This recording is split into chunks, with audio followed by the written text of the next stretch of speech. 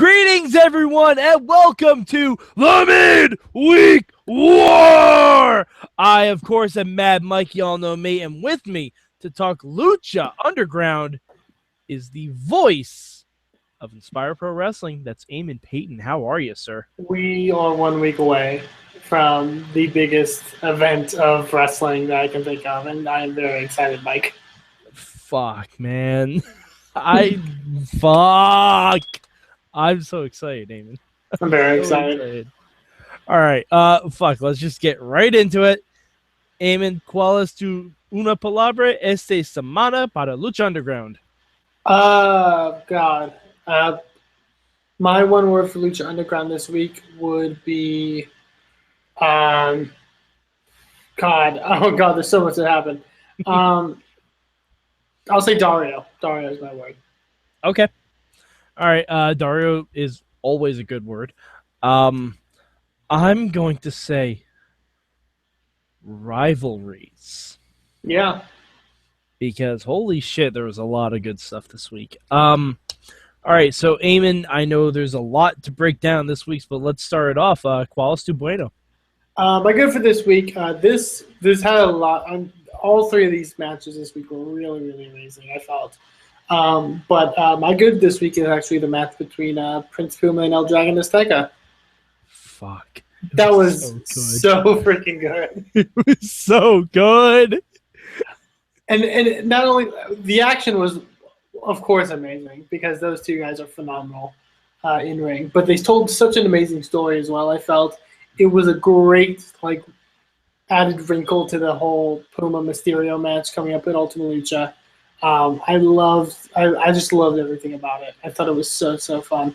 I think Rey being ringside added a lot to the match. Yeah. Because Rey knows the story that he wants to tell with Puma, and he's able to help drive that narrative in how he observes that match because he knows the camera's on him the whole time. Yeah. And it's a super cool dynamic because it really also kind of showcased how similar the characters of Puma and El Dragon Azteca are. Rey Mysterio was a lot like Conan was in season 1, in that sense of being his mentor and sort of guiding him through things. I thought they did a great job of telling that story of Dragon Azteca being the student to Rey Mysterio's teacher and being in some way with the resume and the notoriety of Prince Puma. I thought they were phenomenal with it. I love the finish was amazing to me also because I love the fact that Puma executes a 450 splash and then immediately is on his feet in like one quick motion. I love that. There's something that's so amazing about that and so unique. I thought it was amazing.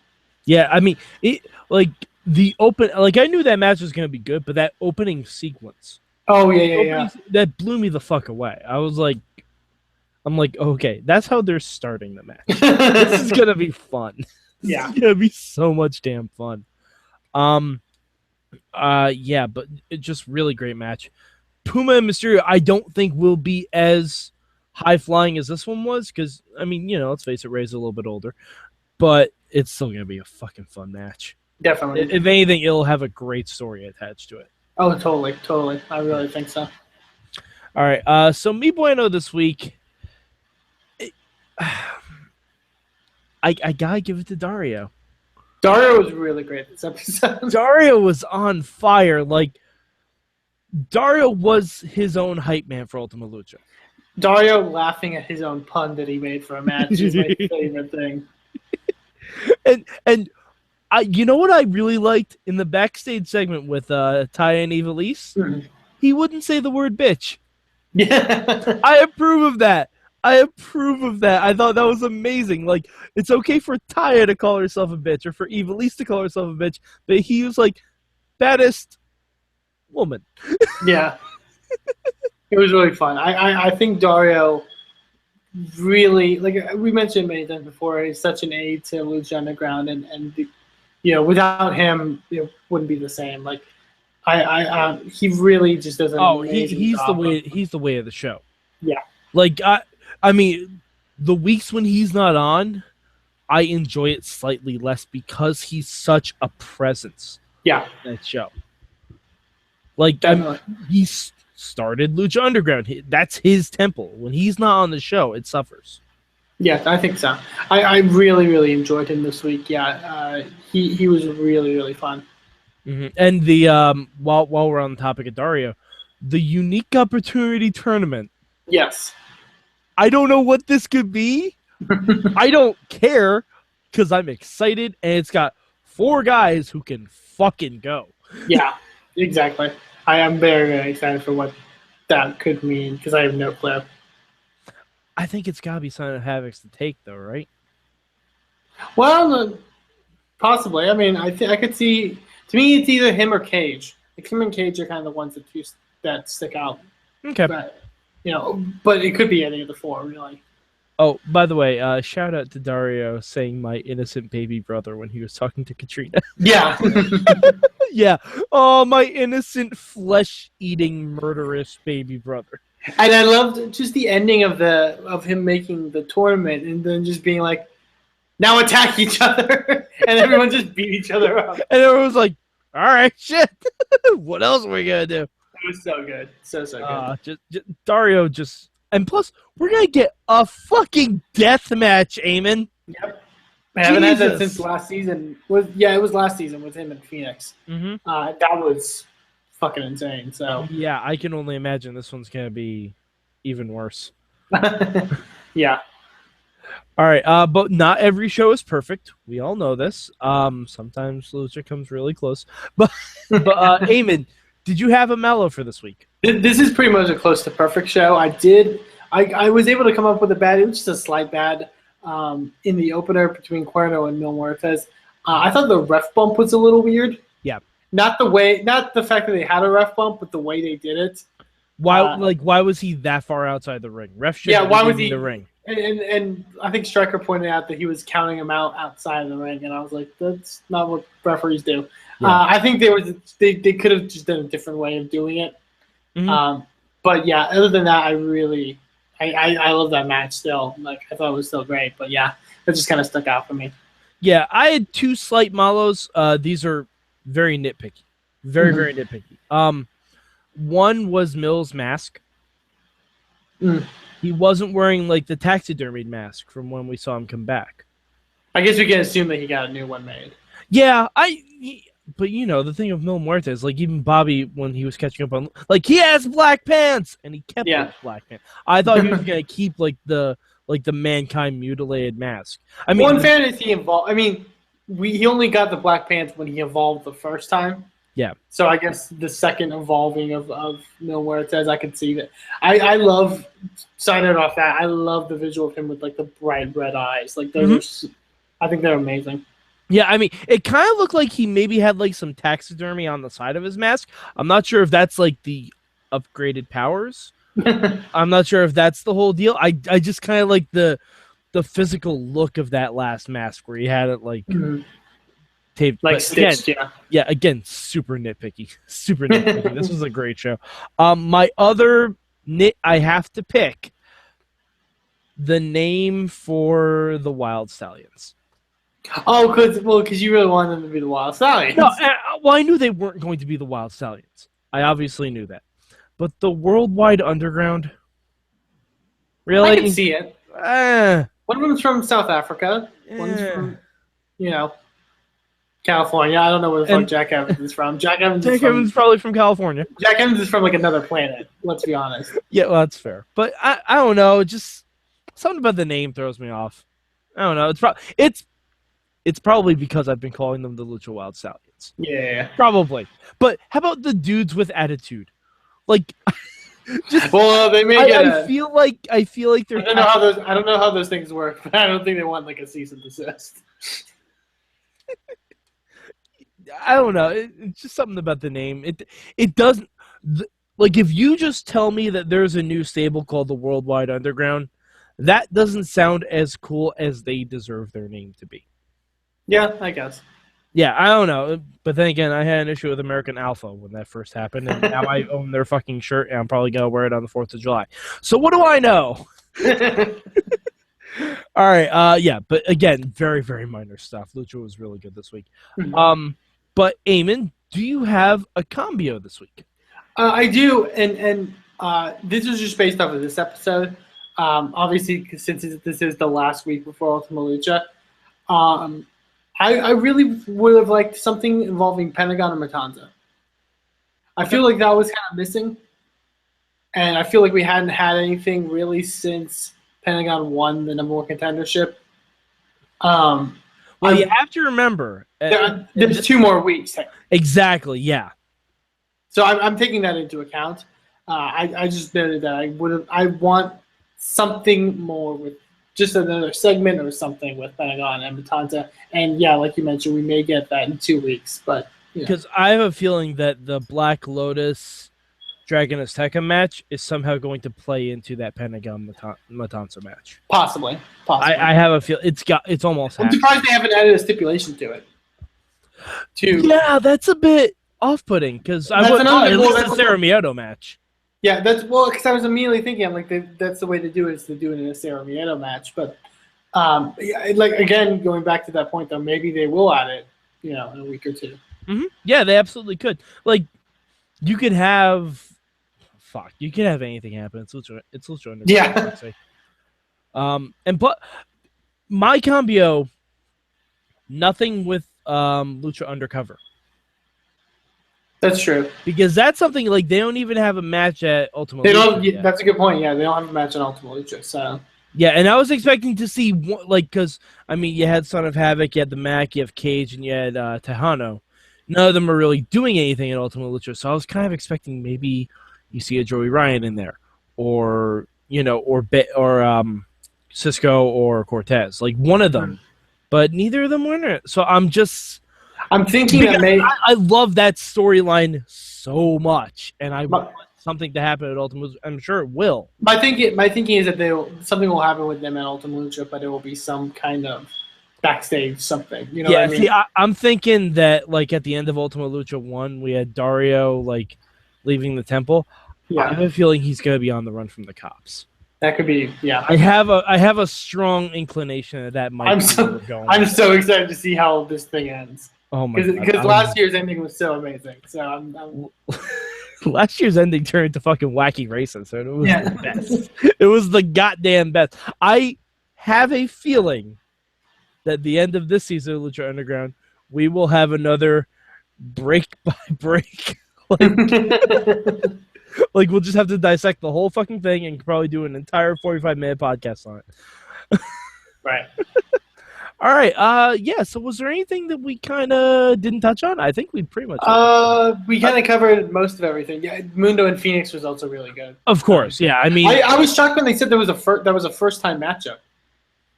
First-time singles. First-time. Yeah. Well, yeah. And then I think back about it, and I'm like, oh wow, yeah, this is their first singles match. Mm-hmm. Well, you have to remember, like Phoenix was pretty preoccupied in season 1 with like the titles and and Mill and everything. But that would be really cool if Phoenix is the first Triple Crown Lucha champion. That's a good point. If he wins, he'll be the first one. Yeah, Striker brought it up when they were talking about the trio style match. Which, by the way, I'm so excited that's the trio style match. So excited for it. I was gonna say, before we give our ranking, do you want to maybe run down the card and give some predictions? Obviously. Fuck yeah! Obviously, we have a 3-week show. We can't bring it up on Wikipedia because I'll just. I've got them listed. Yeah. Okay. Yeah, right. You can't. Phew! We've said it before. Don't look at anything. Don't Wikipedia Lucha Underground. Do not do it. It'll make you very upset. Wikipedia, I fucking hate you for that. Because I want to know all of the things. Jesus. But, so let's go through this. Okay, so the first one I have down is the El Dragon Azteca Jr. against the debuting Black Lotus. This one, I have no idea where we're going, actually. I was going to say, you start off with one of the fucking hardest ones to call, Eamon. Yeah, I'm going to say Black Lotus. Something tells me Black Lotus. Okay. Just from the larger story. This is going to be a very interesting match because they're very different wrestlers, at least from what it seems. I'm very interested to see that. But part of me is inkling to say Black Lotus. All right, I understand what you're saying about Black Lotus. I have a feeling there's a larger thing involved, and I'm also going to say Black Lotus, but I think it's going to be very I think there's going to be something. Shady circumstances. There's going to be something about, yeah. Yeah. There's going to be something not right happening with this match. Yeah. And I think, hell, I could even see a double count out or something like that. Like, I could see something just fuck nuts happening in this match. And I don't know what it is. Maybe them, realizing that Dario is trying to fuck with them and aligning or something. Yeah, like, I could see Dario even coming out and trying, and like maybe trying to take it easy on each other. Yeah. And I could see them both turning on Dario. Like, I could see a whole bunch of shit happening. Definitely. Yeah, I'll say Black Lotus just because it's her debut. Okay. Next, we've got the a unique opportunity tournament with Cage, Tejano, the Mac, and Son of Havoc. I think this will be interesting because I have no idea how this will be done, but I think I want to say it will span at least 2 weeks. I mean, I can see they called it a tournament. They didn't say it was like a 4-way. Mm-hmm. So I think it could be a 4-way elimination. It could be, yeah. Because, I mean, that's tournament-esque. Right, true. But, yeah, I'm going to go with what you kind of mentioned before. I think Son of Havoc does kind of stick out as, like, somebody – just because he has a lot more emotional – he's got, like, a lot more kind of storyline to which Dario's unique opportunity can kind of play with him. Mm-hmm. All right. And what do you think the unique opportunity is? God, if I know. Do you even want to hazard a guess with it? Oh, gee. Well, because the last big unique opportunity was the Drago one, where he would either win the title or be banished from the temple. Mm-hmm. God, I don't know. I literally that's the best part. You literally don't know. You know what I mean? Like, yeah. It's so I can't even fathom stuff. What it could be. All right. I want to say Son of Havoc, but I don't want to have us keep agreeing on everything. So, you know what? I'm gonna go with the Mac. The Mac could be good as well. Because the Mac hasn't really had like a solid storyline, and I feel like that when Angelico is rested, which I'm hoping he is for season 3. Assumedly, yeah. Yeah, that he, Son of Havoc, and Ivelisse are going to go back after the trio styles. So I'll say the Mac, and I'm going to say that the unique opportunity is you get to run the temple for a night. Oh, that could be interesting. Because Dario's saying that it's the biggest opportunity he's ever offered, and what's more than a title match, being able to book the whole show. Yeah, that's my guess. That's my guess on that. I find it weird that it's like a tournament of 4 faces, pretty much. Yeah, pretty much. I mean, Tejano can kind of fluctuate, but yeah, and Cage can kind of fluctuate, but yeah. Yeah, but he's been a fan favorite all season. Yeah, he's been a fan favorite all season. Yeah, but yeah, that's what I think. Running the temple for a night would be really cool. That could be fun. Yeah. So the next match, it's the title on this was The Perfect Woman versus the Baddest Bitch, Taya versus Ivelisse. This will be really fun, I think. I'm inkling to say, you know what? Something tells me Taya. Because I think they've done a really good job of kind of elevating Taya this season. Mm-hmm. I think Ivelisse can take a loss here and she'll be fine. But yeah. God damn it! I was gonna say Taya too. Well, okay. It's okay if we agree. I know. Yeah, my rationale for picking Taya is because when we had the Sexy Star Mariposa match, Sexy Star went over. So I think having the Ivelisse Taya match, and also, like I said, Ivelisse, when Angelica's back, she has some scores to sell. She even said to Catrina that, "Don't think I haven't forgotten about you." Like, that's a good point. Yeah. Because, I mean, fuck, we could even have Catrina cause the loss. Which would be awesome. Because, I mean, Catrina is a wrestler. Yeah. Let's not get it twisted. The woman behind Catrina can wrestle. Maxine's not bad. Yeah, no, she's not bad at all. And I would love to see her make an in-ring debut in Season 3. And especially against Ivelisse. So, yeah, I'm going to go Taya, too. Okay. The next one I have is the death match between Muertes and King Cuerno. I want to actually, you know what? You guess first because I've been guessing before you. Well, they say death takes a holiday, but he won't in this case. It's gonna be Mil goddamn Muertes. I have a feeling it's gonna be Mill too. I really hope it could be Cuerno. Like, because I really love King Cuerno, and I think he's very much one of the more like underrated stars of Lucha Underground. Yeah, it could go either way. I do kind of lean it to being Mill, and if King Cuerno does win, that's a big win. Yeah, if King Cuerno wins, that shoots him right up into title contention. Yeah. But I think the fact that he got a win over Mill, like, clean-ish, like, not many people have pinned Mill at all. That's still big, yeah. Yeah, that's still a huge deal. So I think he got his win, and Mill's going to get it back, and then they can meet somewhere else down the line. But, yeah, I think Mill's got it. Okay.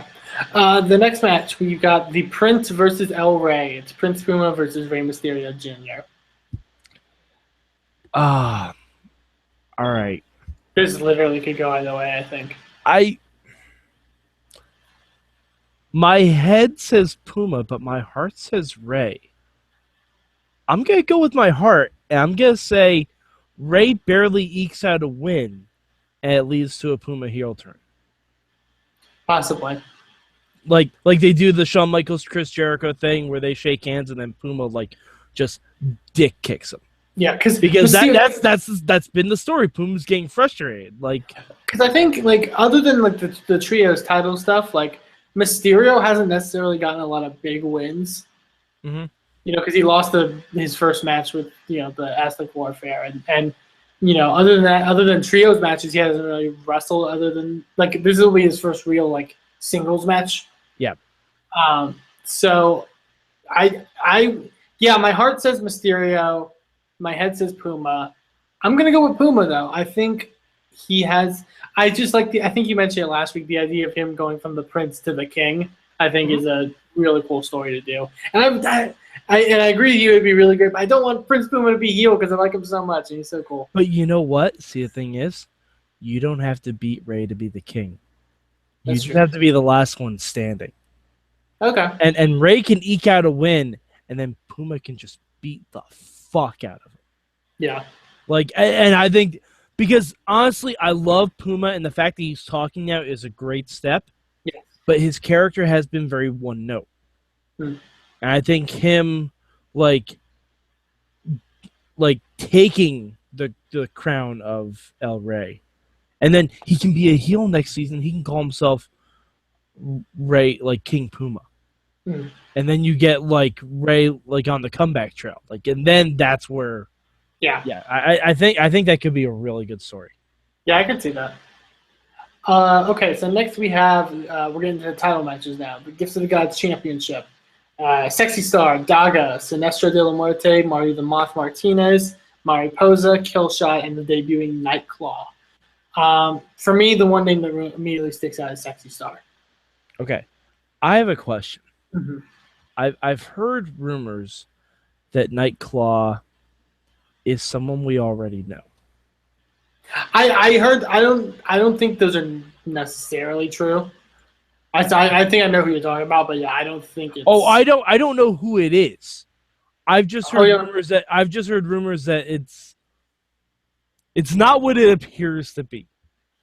Okay. And my hope is that he's Chavo Guerrero. Oh, okay. That's what I'm hoping, because I think that would be amazing. Okay. Like the whole Black Scorpion gimmick, you know what I mean? Yeah. That would be the Lucha version of the Black Scorpion gimmick. I think that would be fun as hell. I would say for me, it's either him or Sexy Star. Okay. Because the others I like. There was other people in this that I like, but there's not other than those two. Nothing. Neither of them kind of stick out to me as Gifts of the Gods ready.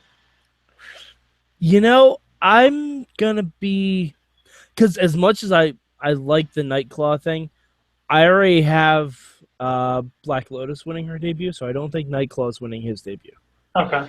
Are we picking two, or are we just picking one? You can pick one, either one or two.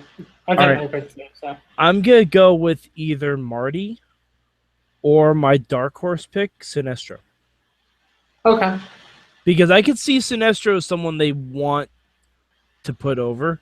Yeah. Because of how violently he was created off screen. Like, he hasn't really done much since then, and that's almost kind of a perfect catapult to the gift of the gods. Yeah. I can do that. Alrighty. Okay, so next we have the Trios Championships. Worldwide Underground, Johnny Mundo, Jack Evans, and Adair Wolf, PJ Black against Phoenix, Drago, and Aerostar. I'm going to lead it. I think the Technico team takes it. I think we have new champions. You know, I want to say that, but that Trios Championship has hopped around a lot. That's true. And I think it makes almost more sense if the Wild Stallions keep it. Mm-hmm. Because the way I see it, we seem to think a lot of faces are going to win, and that's generally not how this runs. So I'm gonna go with Mundo Black. I don't think I think there was like one face that won last year. Yeah, like I think Phoenix won, and like that was technically like Pentagon, but like that was kind of in between. But like, yeah, I could see. I don't know, something about the team of Phoenix, Struggle, and Aerostar really sells me as being like, if not here, I think they will eventually be the Trios champions because I just love how Matt Striker really sell them as like the Lucha Underground Super Friends. Super Friends, yeah. Because it's true, and they're very like they're essential to Lucha Underground because they are, they're Lucha. They are Lucha through and through. So I think, yeah, if not here, then eventually I think they will be Trios champions. But I'm gonna go with Phoenix, Drago, and Aerostar. Okay, all right. And now we got the main event, the Lucha Underground Championship. The Monster Matanza Cuello versus Pentagon Jr. Now, I don't know about you. Something about this doesn't seem as obvious as I think it is. And part of me says Matanza retains. Really? There's something, I don't know why, but there's something that makes me believe that Matanza retains. Do you think it has something to do with the mysterious stranger in the limo? Possibly. That's the thing. I don't know. I don't think this is where Matanza's story ends. Okay. All right. I'm with you. I don't see it. This is where Matanza's story ends, but I don't think his story necessarily needs the title after this. That's true. So I'm gonna go Cero Miedo. I mean, it's kind of sacrilegious for that because I love Pentagon Jr. And him winning this would be a huge moment. Like, I don't know. It's just something that's making me think that. Oh no, I don't blame you. And especially the fact they haven't added a stipulation in this. It's right. Like something seems fruity in the loops. I'm with you on that. Especially how this season's gone. Like this season, I think some stuff last season was kind of more clear cut. Like, oh yeah, definitely. And this season, it's like, well, what are they going to do? Because you have a lot more storyline-based stuff this season, like the whole Black Lotus, El Dragon Azteca stuff, and then, the stuff here with Matanza. And so where, like, I don't know what's going to happen. And all the Lucha Underground, the Lucha Undercover stuff. Yeah. And that still plays into all of this, and we have no idea how. All that Mysterio stuff in Season 1, when it came to Ultima Lucha, that all happened backstage. Yeah. Now this is coming into the ring. I mean, could you imagine if, like, Joey Ryan and Cortez show up in the ring and arrest Matanza? Arrest Matanza, yeah, exactly. Like Dario could throw his brother under the bus. Yeah. Could you imagine that? That'd be amazing. Like, and Pentagon's all confused, and that would be. And the story of Season 3 would then be Matanza trying to get back to Dario. Or that would be really fun. Someone trying to break Matanza out of prison. Fuck. I don't even know. Damn it. There's just so many ways you can go about this. And yeah, until I want to see if they add like a stipulation or something along those lines. Because if they make it a Cero Miedo match, I think there's more chance of Pentagon taking it because it really sells that story of him needs to go to a darker place to beat Matanza. And there's one thing we haven't even mentioned, Vampiro. Yeah. Vampiro is a huge wild card in this. Huge wild card because you're going to have Pentagon's master sitting ringside the entire match. Yeah. And especially if this turns into a Zero Fear match, who the fuck knows what could happen? Yeah. I'm predicting upwards of 3 light tubes. of 3? Jesus. Upwards of 3. Okay. But yeah. Well, only because Matanza wears a mask, so it probably wouldn't hurt as much. Well, yeah. But no, I still very excited for this whole card. Like, this is extremely solid. Like, yeah, it's gonna be really great. I'm very excited. And Eamon, you know what else is gonna be really great? What's that? Before the last night of Ultima Lucha Dos. Yes, indeed. On this very show, we're gonna have co-executive producer El Hijo del Cueto himself, Chris DeJoseph. It'll be very cool to talk to him about the season and everything that's been happening. And it will be very frustrating because we will want to ask him so many questions and we will not know all the answers yet. Yep. But it's going to be goddamn great. I'm very excited. Yeah. So look forward to that. Quick to our rankings. Number 1. This was an awesome episode with Lucha Underground. Yeah. Numero uno, definitely for me. Actually, NXT was pretty close this week. It was good. NXT was really good this week, too. I think this was my favorite all-around episode of Lucha. Yeah. Like, from top to bottom. Like, in a while, anyway. At least in this season. Yeah. Yeah. I feel like, because every match was really fucking great. Mm-hmm. I think the episode with the nunchuck match is still my favorite because it had a nunchuck match. Yeah. Oh, and one last thing I want to talk about, because I mentioned like Puma landing on his feet from the 450 in his match. Mm-hmm. That when Mundo kicked Phoenix and he flips over and landed on his feet. Yeah, that was a little ridiculous. Ridiculous. Like, I've never seen somebody get knocked out and stay on their feet. That was a little ridiculous, but because it's Phoenix, it kind of. Part of me could buy it because Phoenix is ridiculous. But yeah, that part was a little ridiculous. But you know, it's fucking Lucha Underground. Ridiculous generally works 9 times out of 10. Yeah. All right.